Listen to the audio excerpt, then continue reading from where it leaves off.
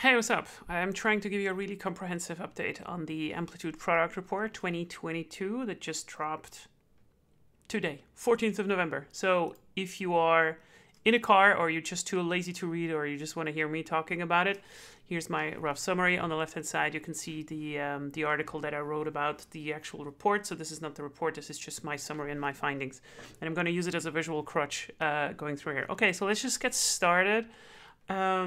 In general, the report is about 41 pages. It's really high quality. I like it. It contains 30 hot products that have been seeing a lot of growth in the past year. Some trends, industry analysis and split, and some strategies. So like what product leaders are betting on. And I'm going to give you a really quick overview of just what the general findings are so you can sound smart in discussions in the coffee area or your company, or like the kitchen if you're staying at home. So in general, I think there's a 16% year-on-year product usage growth despite everything. So this is despite the entire COVID thing happening. And it's not a big surprise in my opinion. So like it's a little bit recovering right now again. We've seen some, like the entire curve has been a little bit flat. That's true. But like we're not declining. So we didn't really know whether this is going to happen, but so this is a very important indicator that we're kind of still okay, right? When it comes to industries, so like if you look at like which industries actually profited the most in the last year, then it's clearly HR, staffing, makes a lot of sense, but also upskilling and continuing education. So obviously this makes sense because of people losing their jobs, but also people changing their jobs. I would attribute this also to further commoditizing markets. So the more products and more companies you can actually choose from, the more you also increase competition on them, right? So like if you're not the only one on the block that does monetization, but you have now 5 companies that sort of do the same, you're starting to increase competitive pressure, of course. And then the final one, or like the second final one, is that product-led growth has doubled down on. Read a lot of crap on LinkedIn about that product-led growth is going to die, it's not happening, or whatever, or that SaaS is going to go under with it. Because these have been the big trends. Overall, of course, everything is being pressured on, but product-led growth actually turns out to be, as usual, we're not surprised, the most cost-efficient method, and it's still gaining more and more traction. Not a big surprise there for me, to be honest, because if you are being measured on efficiency of your capital that you invest, product-led growth is one of the most cost-efficient ones that we have compared to others. Obviously, this is an oversimplifying of the question. Some of the channels are better to be addressed through sales-led other than product-led, but like usually cost-efficient methods are obviously going to win out. And then, SaaS isn't dead, despite what your gurus might have told you on LinkedIn. It's just not dead. It's not going to die. It's still going to be the revolution that we have. And with SaaS, obviously, product-led growth is strongly correlated because it's the best business model to do it with. And that's just a perfect fit, right? Like we have a lot of users. We can usually deploy this in a cloud environment. So product-led growth really works well in this, where you have high data amounts and so forth. So not a big surprise there, at least not for me. Well, it's always easy to say that in hindsight, but that's what it is. Then growth in a downturn. What are product leaders worried about? So there's 3 things that the report mentions. 58% are worried about an increase in customer churn.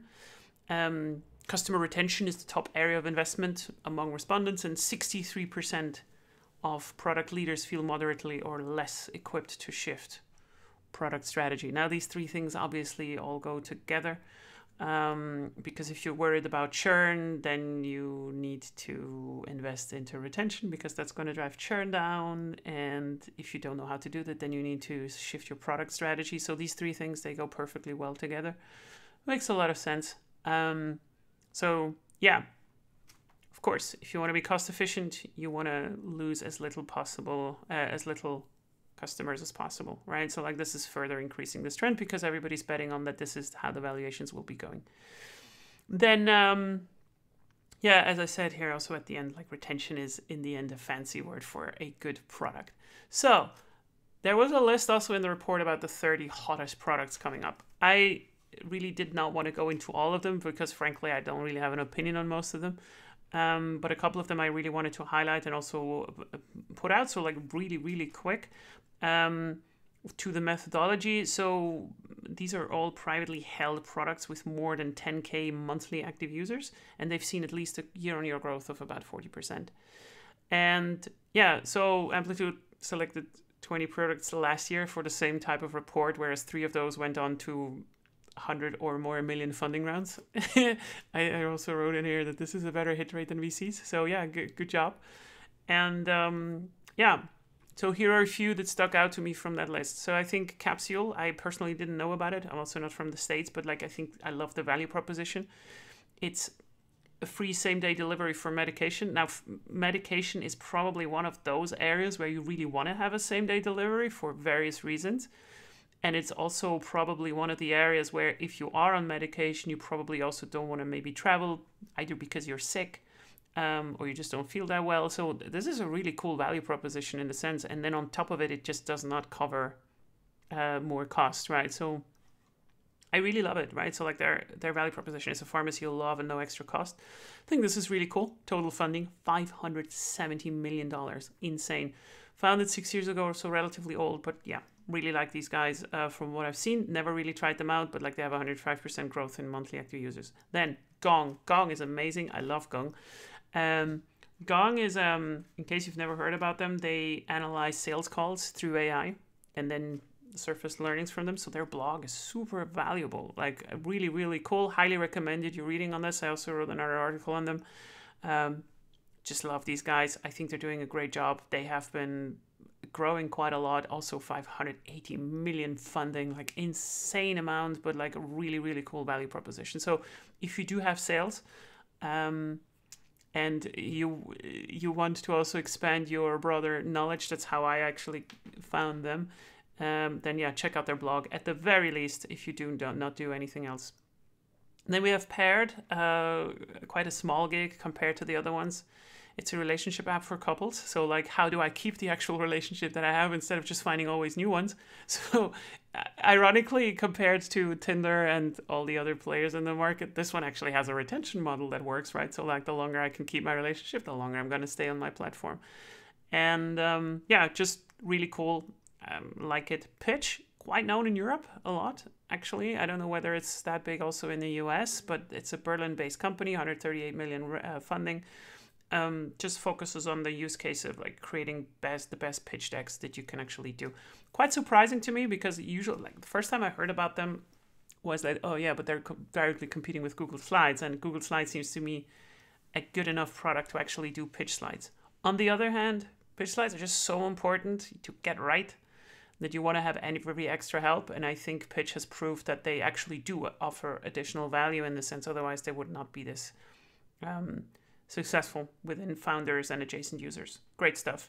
WeMoney, this one I absolutely love. So from the top, like if you think about it, so this is an Australian company.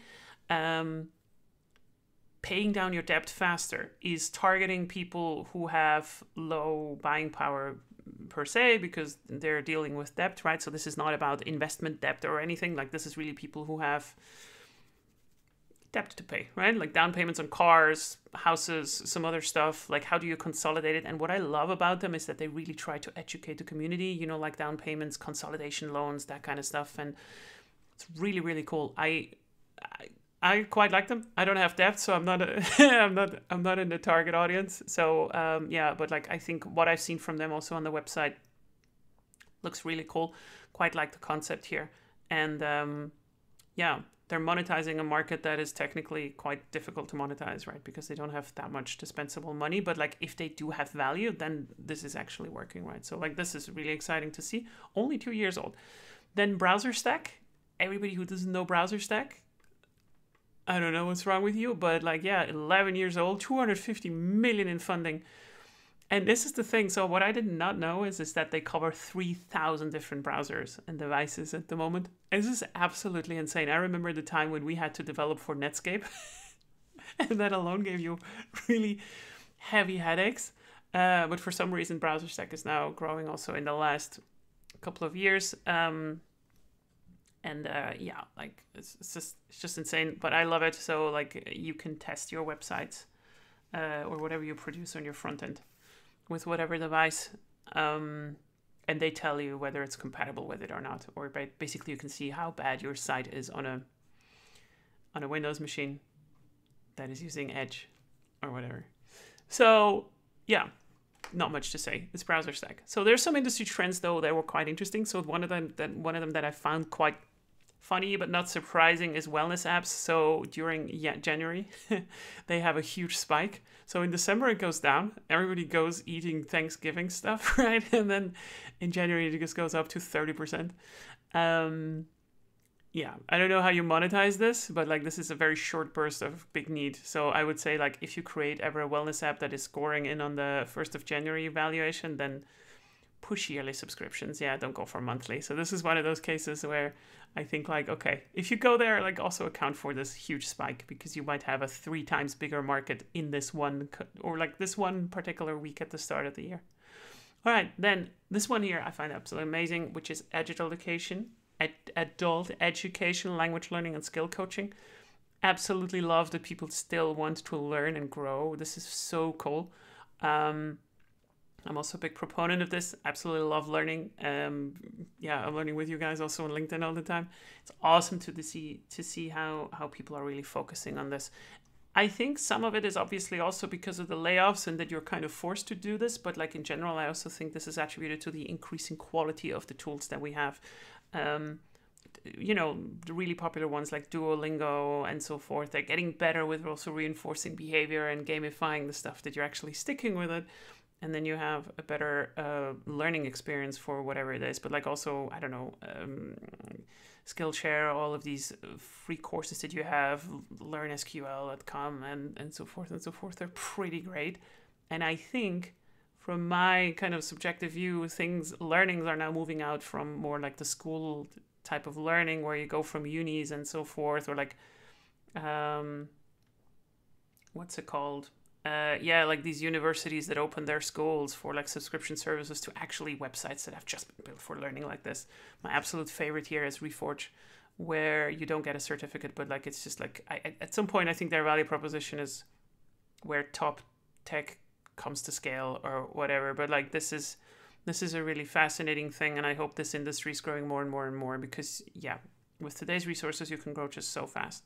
So yeah, as a summary for this report, I really liked it. But I don't think there were any big surprises in there, like the next one, the next SaaS, the next PLG or whatever. But like, it's a really, really cool thing to see that we're not dead yet. So that's really good in terms of, you know, traffic. So we're still on track. And yeah, as they said, it's still possible to drive growth in a downturn. So having said all this, I still think also based on some discussions that I had, we don't think that the worst is over. So next year's report will also be quite interesting. There are some industries that are still growing, but overall the markets are really flat. So it could get worse. And if you're still waiting for the market to grow and you're right now not sure whether you can make it for another 1 or 2 years with the current revenue, then we would expect more layoffs, which will trigger more changes in behavior in different industries and so forth, of course. But by, you know, considering everything, I think we're still okay. But don't count that it's going to stay this way. I think the worst is still to come. I'm also convinced now, as I said, after talking to some people about this, but yeah, no need to panic. But yeah, if you want to get this report, you can go to my Substack. It's like on this address. You can see my summary if that's interesting to you. There's also a link to the full report itself. And yeah, I hope this was useful. See you next time. Bye-bye.